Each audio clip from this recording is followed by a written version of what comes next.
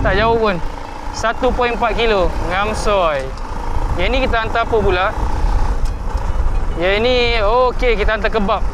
Okey, yang kebab dua tu. Kebab. Aku pun dah lama juga tak masuk kawasan ni kan. So, sesekali masuk balik macam ni lah.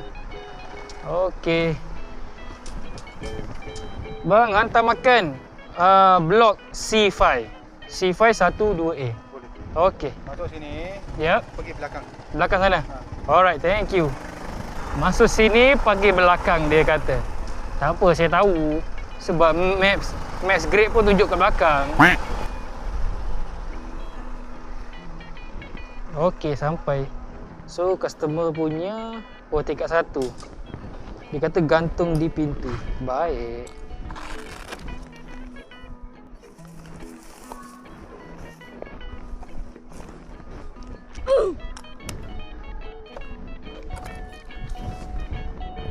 So, maksudnya kena naik dah kan? Ke satu dia kat bawah? Tengok dulu. Aku takut salah je. Okey, bawah dia G. Maksudnya kena naik tingkat 1. Sebab ada yang blok bawah ni pun dah 1 dah. Jadi rugilah kalau nak naik tangga ni. Macam ni kita tengok dulu. Bawah dia G, maksudnya atas ni betul lah 1.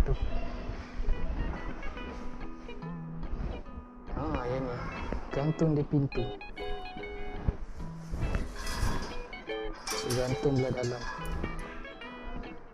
Gambar dulu. Ada bang rumah. Nombor abang. Saya hantar. Mantap. Selamat menjamu selera.